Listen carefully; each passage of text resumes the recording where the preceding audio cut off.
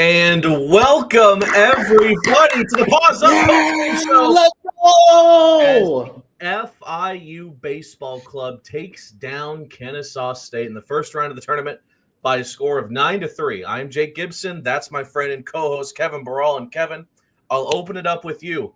This Panthers team got swept pretty badly against Kennesaw State back in the regular season, but there was no sign of that today. What did this FIU team do to turn things around rather quickly and take down Kennesaw State? I mean, it was right off the rip. First swing of the game, Brylan West taking a great omen. Daniel Powell deep, and you couldn't have asked for just a better overall offensive performance from this team. You know, I mean, Brylan with a 3-hit day, Cole Cleveland essentially with the nail in the coffin of that game with the 2-run shot. You know, Javi Crespo with an RBI triple, Alex Ulloa with an RBI single, 2-hit day for him. Like, this FIU team showed up and showed out, and honestly, on a day where you didn't have Easton Marks, he's dealing with some shoulder tightness, it seems what the report is, and you don't have Owen Puck for the next day after that, and you're missing Kade Valentin. I mean, everything just clicked for this FIU team, especially defensively too. I know they had some moments in the outfield. There was a little bit of struggles. Seems like Kennesaw really tried to be aggressive on the base paths, which they were. And but I mean, your defense up the middle with Adonis Velez, you know, a freshman, what he did out there, and then you have, you know, on the other side, Alex Ulloa with some nice plays as well. I mean, everything clicked today, aside from maybe one or two moments in the game. It seemed like Andrew LaFonso had a little moment there where he tried to bunt twice and grounded into the double play. Mm-hmm. But, I mean, outside of that, you couldn't have asked for a better performance from this team. FIU ends the game with 10 hits, 9 runs.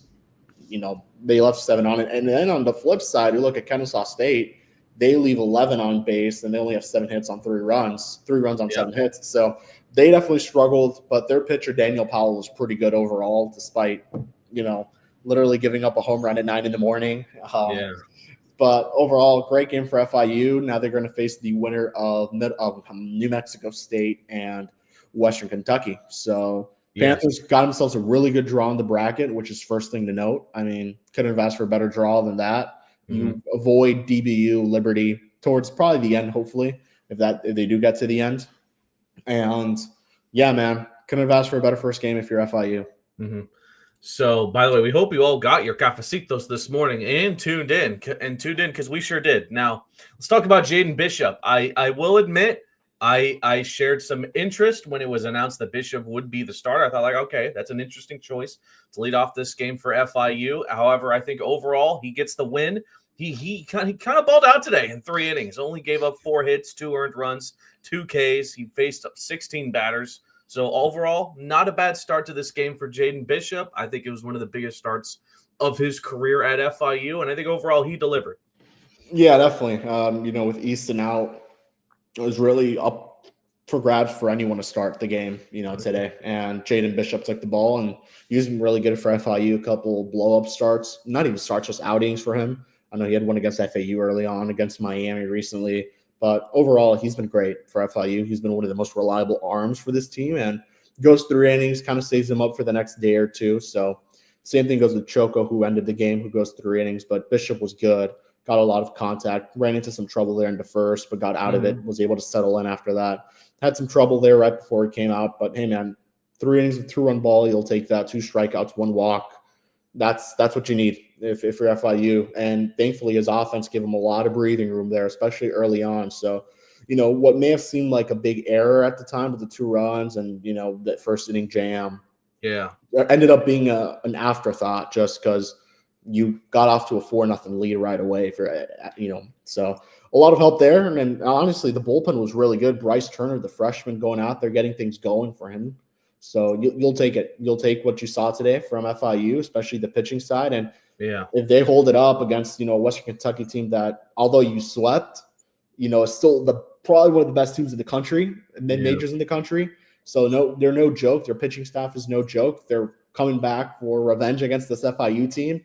And New Mexico State, we'll see who wins. So, overall, great outing for Jaden Bishop. Hopefully continues that down the line of this tournament, which I mean, look, and I noted this in the preview, pitching is going to win this tournament. If you pitch your way through, you're going to win games. FIU showed that maybe you don't have to put your way through today, but in most cases, you will not be putting up 9 runs in the Conference USA tournament. And now who knows? This offense could prove me wrong, but overall, this is an FIU team that is more offensive heavy than pitching. But if you're able to pitch like you did today, you're going to win some games.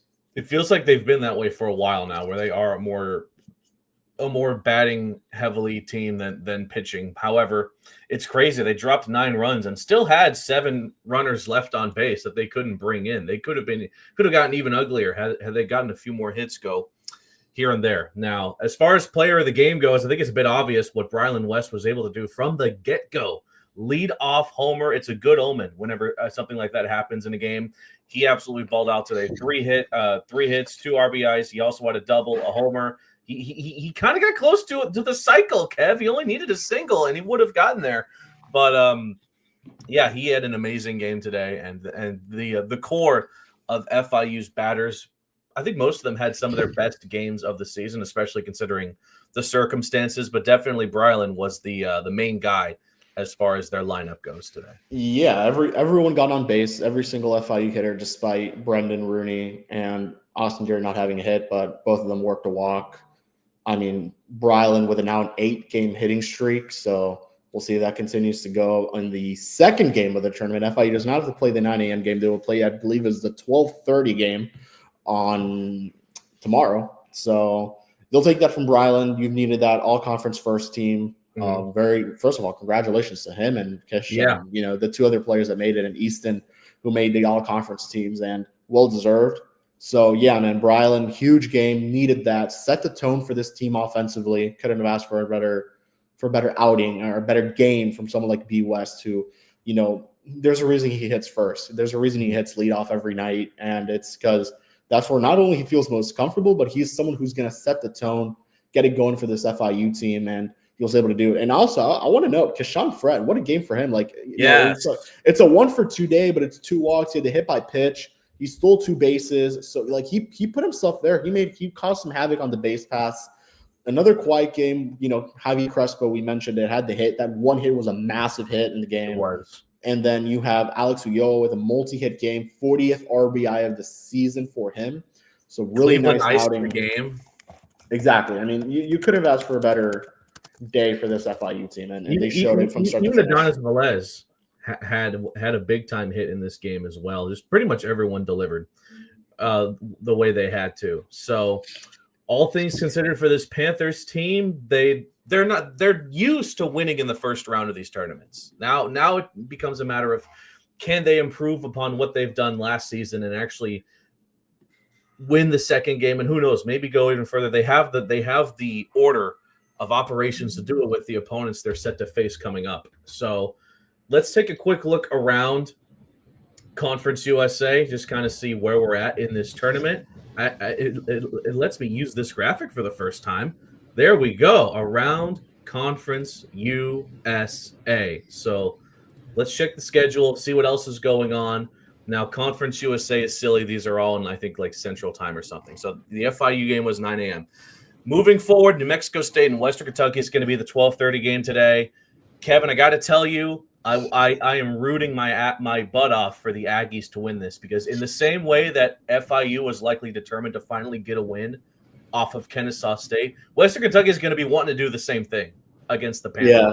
They have a great team. Exactly, and I mean, Western Kentucky's pitching is the best in Conference USA. They played some close games with FIU, all 3 games. Ideally, you would obviously want to face New Mexico State, but I think facing Western Kentucky wouldn't be the worst thing either. Again, either matchup is fine with me. I obviously would prefer them to face New Mexico State, who, hey, we got to remember, they beat FIU. They took a game from FIU. So we got to keep it relaxed. I mean, we got to, keep expectations not low, but definitely got to, settle in, make sure that either matchup is fine and see where you go from there. But I'm looking at that DBU Liberty game. I actually may tune into that game. That game's going to be fun, man. It's amazing. And I'm not going to say – and I think DBU will end up winning. But DBU may be on a little bit of an upset watch. Liberty's been playing some good ball towards the end of the season. May as well see home field advantage, Exactly. The fact they get to play at home is massive. It's that goes for any team. And they got that 3 p.m. game. It's a pretty good slot for them. Then the 6:30 game, La Tech and Jackson. I'm actually looking forward to watching that one as well. I'll be tuning in probably at all these games this week, most of the games, at least today. But yeah, overall, I mean, CUSA is the best mid-major conference in the country, and they're going to show it today, and they're going to show it this week. So we'll see how it goes. That's not a ridiculous thing to say, Kevin. That's not a ridiculous thing to say.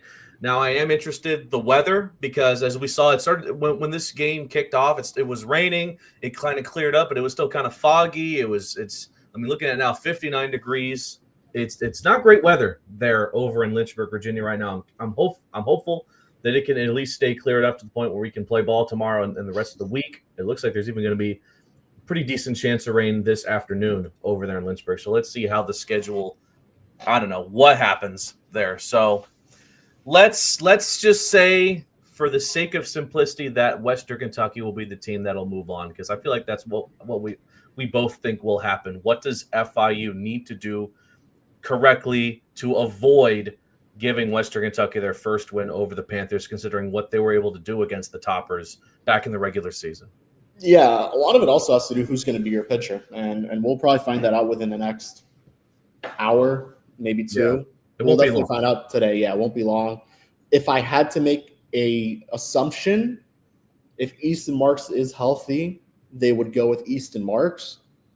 But assuming it won't be him, and maybe he gets used towards the latter end of this tournament, or in what could be an elimination game for FIU, I think Logan Runge would get to start for FIU tomorrow against Western Kentucky.